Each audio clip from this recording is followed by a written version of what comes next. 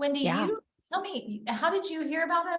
Or I know you reached out to us, right? I'm trying to remember how we got connected, but I do know when you came across my email, I was excited to connect with you. Yes. Well, I think that's one of my students had tipped me onto your guys' work. And when I just Oh, checked out what you were doing, I was like, oh my gosh, this looks amazing. Anything that's based in connection and quality time and just relationship-based parenting is right up my alley. So I'm pretty sure it was a student who said, you should really, they're doing great things. And that's how I found you guys. I'm pretty sure if my memory serves right. and now when you say a student, what are they learning from you?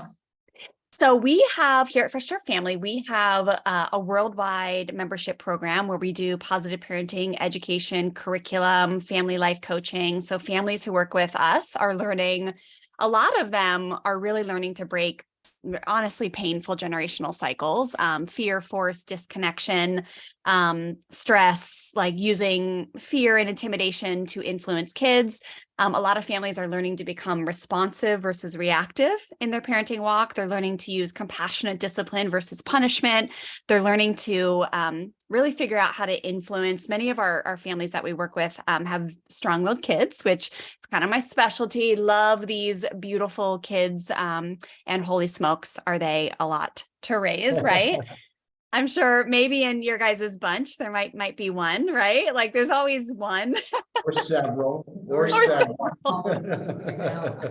Yes, or several, but a lot of families find us when what they're doing is not working because strong-willed kids have a tendency to just really resist at a higher degree, especially a lot of the hand-me-down parenting tactics that are based in the fear and force stuff. Strong-willed kids are just wonderful at raising the red flag and saying, hey, this isn't really the way humans were supposed to influence each other. So families in our programs, it's called the Fresh Start Experience, are learning to influence instead of force.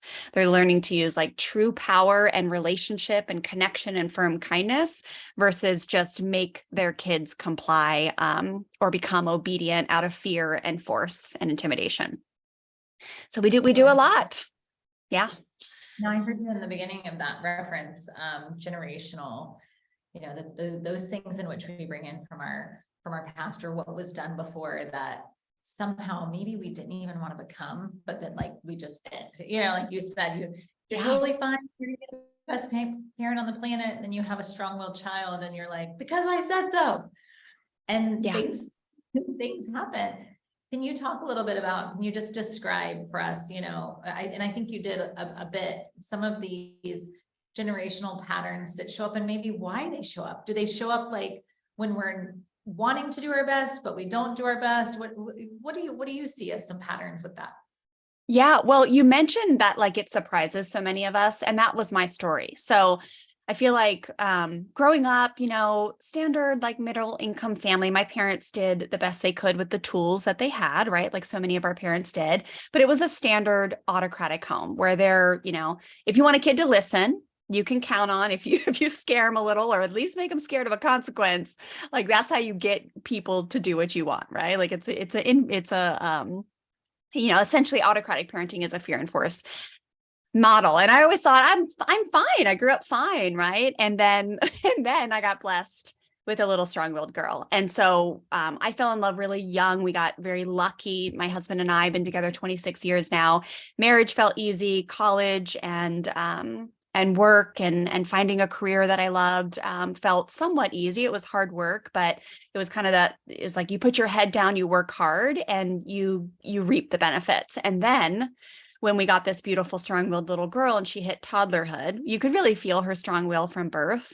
But once she hit toddlerhood, it was like, holy smokes. Like I was at the bottom. Like I was like, who have I become? And I was trying all the standard stuff, right? Like if you just put them in timeout enough, or so many people, were just telling me to figure out how to spank her right so she would behave, and it was just so confusing. And I had become very reactive. I had become very frustrated and irritated and really kind of at my wit's end, and just not understanding why it wasn't working, because I felt like I was a really kind, wise, smart individual who had also always been good with kids. So like I taught springboard diving. I was a nanny in college. Like, how in the world could I be like telling a kid just to put on her shoes?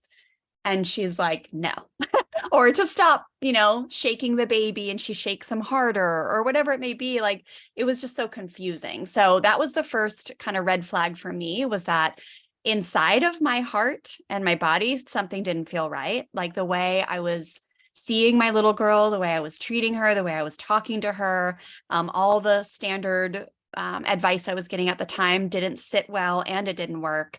And then when I got invited to learn these concepts, positive parenting, whatever you want to call it, firm, kind, connected, relationship-based parenting, that's when everything changed. And so I just started to realize that nothing was wrong with her. Nothing was wrong with me. She was given this beautiful personality and really gift, this strong will for a reason. And if I just changed the way I communicated, the way I worked with her, the way I spoke to her, the way I disciplined her, she responded so much better. And so that's kind of how it started, and then just fell in love with it, and knew I had to teach families. I kind of always wanted to preach it from the mountaintop, so to speak. So everyone at least knew they were at choice. Like I think a lot of people, before they learn this stuff, you feel like you get the hand-me-down parenting tactics. Like no one really needs to teach you how to, put a kid in timeout or threaten to take away their iPad or whatever.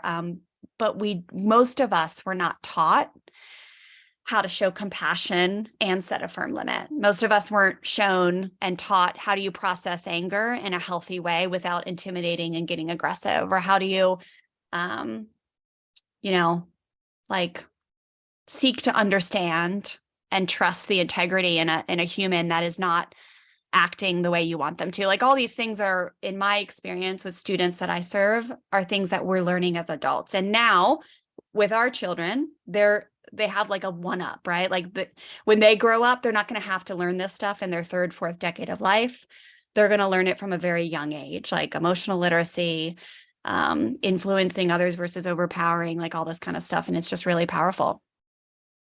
Isn't it amazing? And I see it totally flows into your other relationships when you say, like, I know that the more I become deepened in what I learned in, like a Waldorf education or a Montessori education, I know that the less I have mom guilt, because the more I'm showing up in other areas and more of who I like to be, and also in my relationship with my husband. So there tends to be less struggle within myself. So then there's less struggle exteriorly with not only my children, but all in other relationships. And I think it's because, I can kind of decompress and like you're saying, just really learn how to respond instead of react. And it goes really for all members in the household. And that's what's so cool, is you can heal down and then you can also heal up, like my relationship with my mom or my siblings as well. Yeah, it's true. Would that be the starting point for you? You have this, I'm sure all our listeners are going, oh my gosh, let's get back to your spirited little girl, because we have that. I'm not putting We have a few of they're those. crazy. We have them, and I know our listeners. Starts for our girls too. I mean, they're all girls? wild, but our two girls are, well, They're one of them's like very strong. hyper focused. The other one's just like, But everyone's always looking for a starting point. Was that the starting point? You're saying I have to learn to respond and not react, or was there more of a real stepping stone in the right direction that, it might, like a smaller step? Yeah, like a smaller step, just to start getting people in the right direction. Well, I think so. Inside of what I teach, I always start people where I started, and that was simply to like change the paradigm. So that like the classic like cultural conditioning is that something's wrong with a kid if they're acting out.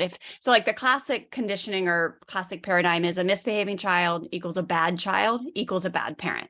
Like if your kid isn't in check, you better, like, you're doing something wrong. If your kid is misbehaving, they're being bad, they're being naughty, they're being disobedient, they're lazy, they're entitled, they're purposely pushing your buttons, and carrying that, or something's wrong with them. Like that was where I was with Stella, where I was like, I had her at doctors. I mean, I Googled some crazy stuff. Like, I'm not proud of it, but I like Googled exorcism once. I was like, what if she's possessed, Terry? Like literally.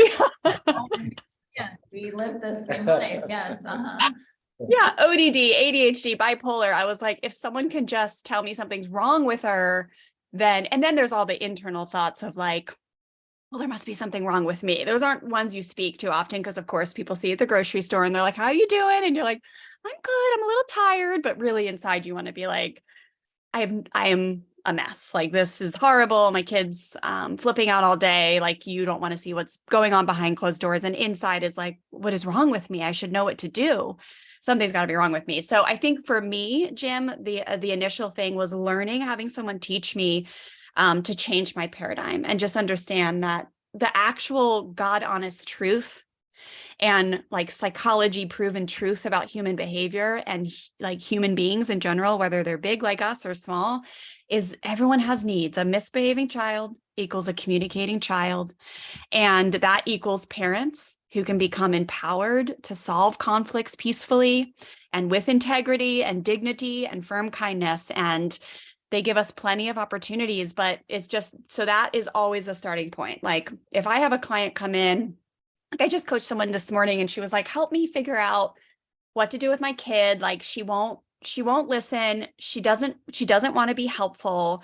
And like, she doesn't contribute because she just wants to be lazy. So that's a classic example of a parent, like being stuck in a paradigm that if you're seeing the problem like that, you're blaming, you're not taking any responsibility for your own like communication, the way you're speaking to that child. And it's just gonna jack you up. It's gonna keep you stuck in a cycle where you're like, you're the problem and I need to make you change. And so that is the starting point, is realizing, okay, you've just probably got a strong-willed kid. Like the student I coached this morning, I asked her in the beginning, I was like, so do you feel like she's a power kid? Do you feel like she's the one out of 4? It was actually a grandma, Nani. And she goes, no, she's not really my strong-willed kid. As we went on, it was like, yes, she is.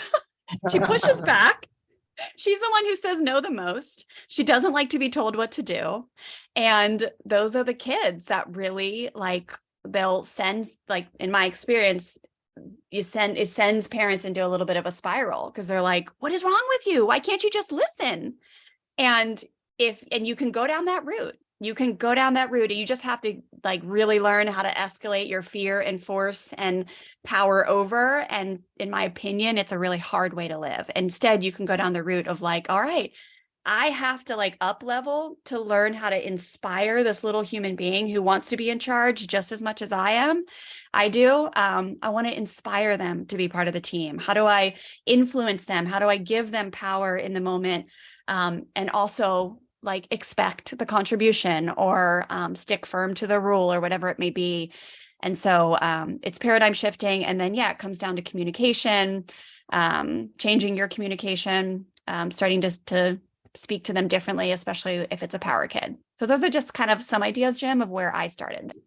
I mean, paradigm shift is absolutely huge. And that's something everyone can do. And it's not easy until you actually realize you have a paradigm, like, oh yeah, I am looking at this lens. I know ours was more, I guess, a paradigm or an expectation. There was one that kept coming to us from people we were working with, and they would say, I want to have the perfect family life. I was like, I wouldn't know how to help you there. I have no clue. I didn't think family life was about perfection. So we're not the right ones to come to. But even that of just saying, well, this is normal. This is a good thing. There's strength in this challenging kid. We're supposed to guide this and harness it, not kill it. Well, what I think is interesting, I always thought my first one was a strong-willed child, and then I had my second one, and he for sure was a strong-willed child. Oh. And then our third one was definitely a strong-willed child, and now our fifth one, we're like, oh my gosh, the beach this morning, like, she's definitely like, she cannot be diverted from that. But what's really cool, and I was trying to search the author because it's leaving me, but we saw her speak twice, and she spoke about viewing strong-willed as grit instead of, like if we change the word strong-willed to grit or determination, then, these are the words we use with Olympians. These are words that we use with people that accomplish really great, amazing things. That's one of my top characteristics that Jim and I are both Yeah, proud right. of ourselves of like, wow, I've got tenacity, I've got grit, I've got resilience, and these are all the things that these children that we struggle up against, and our second one, the one that actually was a strong one, man, he's a rock star, and he's still a strong-willed kid, and you have to know when to push the line and when to give a little, because he's going to stand there, and you got to make sure Well, that, and it's just really cool to view it from a different lens. and You're did I not sure. read, did I see that? Is it your oldest two that you're talking about, or one of the oldest two? Our second Our oldest, second yeah. oldest, yeah. Did he become an entrepreneur? Is he an entrepreneur? Did I read that? Oh, Yeah. yeah. Both of our Yeah. two sons have their own businesses, yeah. Exactly. So that's the thing, right? Like the strong-willed kids have such unique gifts, and they are the risk takers. They're the ones that are gutsy and valiant. And when they're little, it's a pain in the butt, right? Like the words we just use to describe when they're little is like demanding, insistent, stubborn, bossy, cocky, difficult, challenging, fixated, rebellious, Yeah. defiant. But then you look at like the really amazing entrepreneurs like you guys and like amazing leaders in the world. And we use different words to describe them, but they're the same: decisive, determined, persistent, authoritative, confident, valiant, gutsy, committed, resourceful, non-conforming, and bold. And those of us who are entrepreneurs, like, holy smokes, you cannot be like, I'm sure there are easygoing entrepreneurs who just go with the flow, but most of the time, like, it takes an incredible amount of determination and courage. And these are the kids that are most likely to be like the change makers of the world, right? Like everyone has this unique place in the world. But the strong-willed kids, they do have these very unique gifts. And a lot of the times they are broken out of them and at least shamed out of them. Like a lot of strong-willed kids grow up with like, they may seem super confident on the outside, but on the inside, they have such low confidence and like deep levels of shame. So we get to do it different, and just teach these kids like, there's nothing wrong with you. And this morning was a mess. Like, let's figure out how we can make tomorrow different. Or you do need to sit and eat something, right? Like there's so many strategies we teach on like how you rope these kids, you wrangle them into like being contributing members of society, especially when they're little, but then they prosper. They start to develop intrinsic motivation and control skills. Instead of like needing to be controlled, they like, when you teach them in this way, they develop the ability to like control themselves and have emotional literacy and fill their need to feel powerful bucket without misbehaving, which is the key ticket. And is that how you eliminate the power struggles as well? Like what would be a top tip to kind of, because that's really when it happens, right? I know your like parenting default, isn't that nice of me? I'm just going to call you out instead of myself here. Can you? Let's do it. You have to call me out as well. But so I think the first thing that came to my mind when we were talking about like that programming was, and you're so much farther along than this, but at one point in time, you used to say a lot, well, it's way better than what I had. Yeah. Oh yeah. Or Yeah. if you only knew what I had to deal with, or my dad would have never, there was a lot of that, even though it wasn't like probably your ideal or my ideal, it was still like, oh, but it's better than benchmarking. Yeah. it was some kind of a benchmark. And like, how do we take like, I guess that mentality to like a first step of, okay, instead of telling you how lucky you are, where could I actually reflect and like decrease the power struggle instead of trying to elevate myself? Yeah. Well, we'll talk power struggles in a second, but I like when you tell me that, like, that's like some of your things that you've said, I'm like, I just want to make you right. I'm like, yeah, you're doing a great job. You're doing a great job. You are doing things differently, and like in those moments when you're like, man, you should have seen what I grew up with, or you would have never had this. Like, yeah, we can work on like the way you're communicating to your kid, but just like honoring yourself and knowing like how much work you have done to get to a place where you're not handling the challenges in the same way, where you do have the ability to like really have these relationships with these kids instead of just expecting obedience or whatever it may be, right? Like whatever is different, but I just kind of go to that, like, instead of beating yourself up for saying those things, of course we want to communicate with our kids in a different way. So they'll actually like put the dishes in the dishwasher or help with their little sister, whatever. Like our goal is to have our kids be contributing valuable members of our family. And so that communication's probably just not working for you in that moment to influence them, right? And I would just have so much compassion for yourself that what you're trying to actually say is like, I've done a really great job and I'm still learning, right? Like I've done a lot of work. I'm committed to raising my family the way that feels right for me. And that builds life and joy and light into my children and us as a family. And I'm still working on it. So right now I'm angry and I have a tone and I just want you to put your freaking shoes on, right? Whatever it may be. But then when you go into the power struggle stuff, so, but the thing is like the tone and the like, why can't you just see how good you have it? Like all that kind of stuff. We know it doesn't really work to like actually influence them to do what we want. It may work sometimes in the moment, like, and they're going to be responding out of like guilt or shame, right? Like we're saying to them, why can't you just be easier? Why can't you be more thankful? Which is essentially saying you're ungrateful, you know, like, which is a version of like, I feel hurt, which I teach a lot about emotional literacy, and we get to process hurt on our own. It's not something we have to make our kids fix.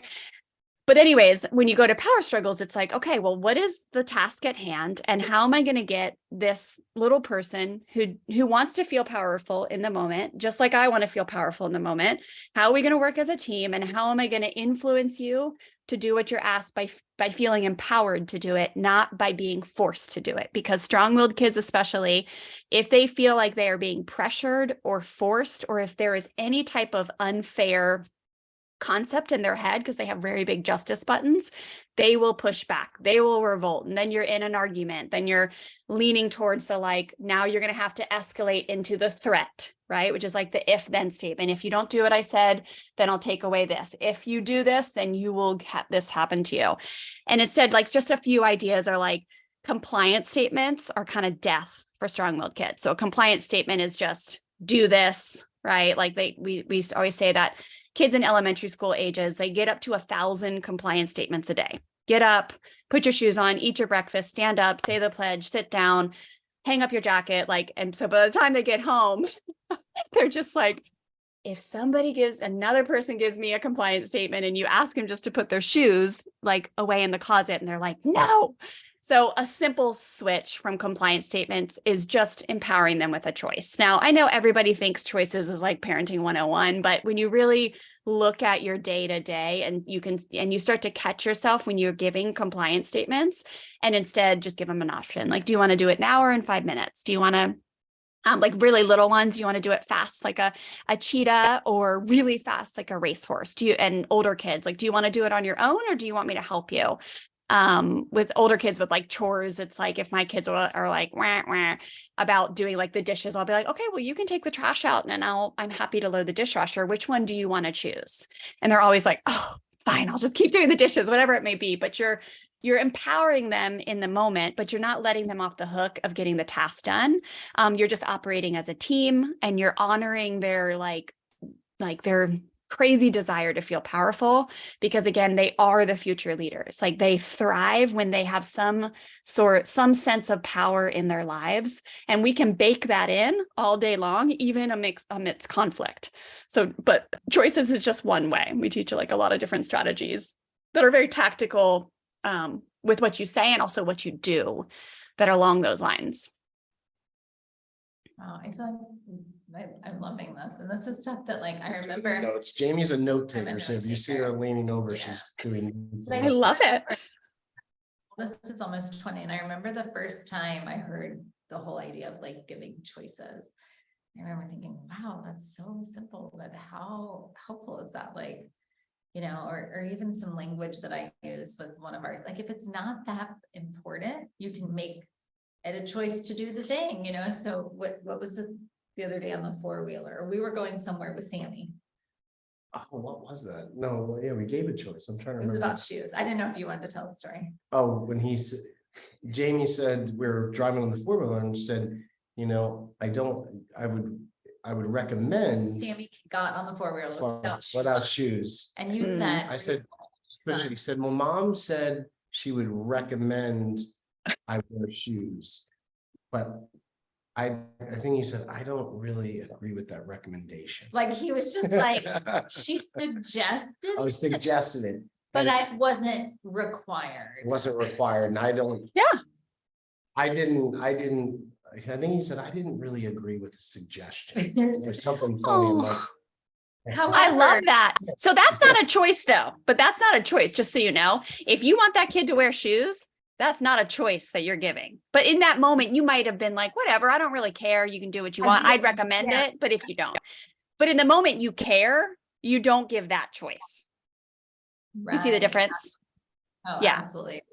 Yes, I remember, I was like, I do want him to wear shoes. Do I want him to wear shoes enough to be like, find your shoes or you're not leaving, you know?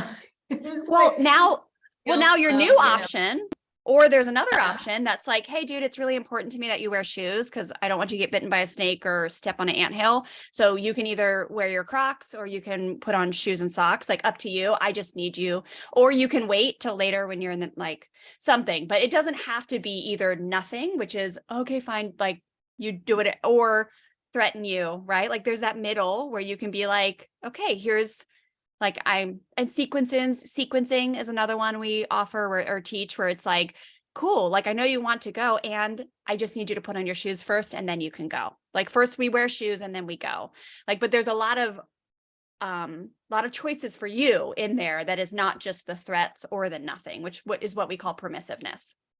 Mhm. And I love the way, like I've noticed you use the word and a lot instead of but. I think that that's super. I do. A yes and, or a no and, or a this and I think well, that. but if you use but, we were taught recently, if you use but, it removes everything else you just said. I agree. You know, I really want to give you freedom to do what you want to do, but, and so Yeah. everything just erased. So, Yeah. so he said, like I the really want and. to, I really want to give you, you know, freedoms of what you want to do. And because of that, I was hoping, you know, so you can, and has a totally different feeling, but acts as Yeah. everything you just said. So Yeah. that's a good And thing. it's important to me that you stay safe out there so we don't end up in the ER tonight, you know? I love giving choices as well, because with our, like, we've got 5 and the ones that are the older ones make educated risk, you know, like take educated risks. And I feel like I'd like to think that that's because we gave them safe options and they got to choose, you know, they got to make their choices and they got to kind of choose their path. And so then when other things are laid in front of them, maybe they can take that and option. I'd like to jump off of this bridge and still make it out of the water, you know, or like Heck whatever yeah. it may be. But I do think that this type of parenting and this type of awareness to how we present things and the way in which they're not absolutes, they're almost presentations, they're options. There's, you know, as far as this or this, there's like you said, respect and empathy, you know, just the kinds of things that they need to build these muscles of making decisions for themselves. Yeah. And then I would probably guess that if you have young adults like that, then there was probably some level of compassionate discipline present too, which means when a kid makes a mistake, we're mentoring them to learn from the mistake, because especially for strong-willed kids, but for all kids, life is about learning from our mistakes. Like there is no perfection. We're going to make mistakes, and the strong-willed kids are the doers of the world. They are the risk takers, and that is a gift, right? Like, of course, we have to keep them safe. We want to keep them safe. Like there is fences that we build instead of using leashes. But as they go through life, if you have like a really solid, healthy, compassionate discipline toolkit set up that you use consistently, they learn that taking risk is a normal part of life, especially if you are blessed with that personality, and that making mistakes don't make you bad or broken or something to be ashamed of. And so then you have adults that grow up that are courageous enough to start companies or live a life against the grain, right? Or, you know, take a loan out so they can start a life-changing organization, whatever it may be. But the idea of like teaching a child to be a healthy risk taker is absolutely everything you said. And I think the compassionate discipline side too, because when the punishment is in there, kids learn to fear mistakes. Like, so they stop, a lot of people stop trying.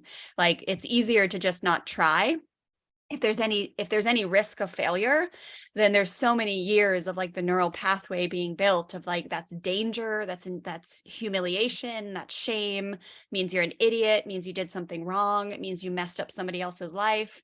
And so that really freezes people. And so to have these kids be taught like, okay, this is just a mistake. Every mistake is an opportunity to learn. And, tomorrow I am not okay with you cutting like or whatever. Like I keep going back to the foot, but I love compassionate discipline. I could speak forever on compassionate discipline. Yeah. Where can people learn more about what you're doing, Wendy? Because obviously a lot of our folks are very interested in this. They have strong-willed children. They're wanting to learn more. Like, where can people really dig deeper with you? Yeah, come find me over on the website, freshstartfamilyonline.com. We have what we call a free quick start learning bundle. It'll get you like a free learning, like extensive PDF guide that'll teach you kind of my favorite 4-step strategy to setting firm limits and following through with consistency, especially when it comes to strong-willed kids. And well, always strong-willed kids. It's like my specialty, but what I teach helps families of all kinds. Like with you guys with 5 kids, like what you learned and what you would learn with me, like, yes, it like is survival for families with strong-willed kids, but then the easygoing kids or the kids that struggle with different things, right? Like my second is very easygoing, but he struggles with like inadequacy a lot or like little tinges of anxiety, right? Like his self-confidence gets really shaken. Like those are all things we teach in our programs too. But the quick start learning bundle, you get that free guide and then you get invited to a free workshop with me where we'll really dig into the power struggles concepts that I teach. And again, that's freshstartfamilyonline.com, that quick start learning bundle. And then I love to hang out on Instagram. I'm at Fresh Start Wendy. I do a lot of free teaching over there. And then our podcast, which I think could be really cool to maybe have you guys on sometime, but it's called the Fresh Start Family Show. And my husband co-hosts with me on most of the episodes. And yeah, that's really fun. That's great. Well, thank you so much for being here today and all of your wisdom. We could really chat all day long because I eat this stuff up. I love it. I love learning. I love reaffirming things that maybe I knew that I've forgotten or that I need to brush up on. So, and honestly, like, I think strong-willed kids are amazing. And I think we're lucky to have them. So thank you so much for bringing insight to this, Wendy, and for supporting families the way you do. Yeah, thanks for having me. I love your guys' work too. And I love that you do so much as a couple and you guys really inspire me too. So thanks for having me.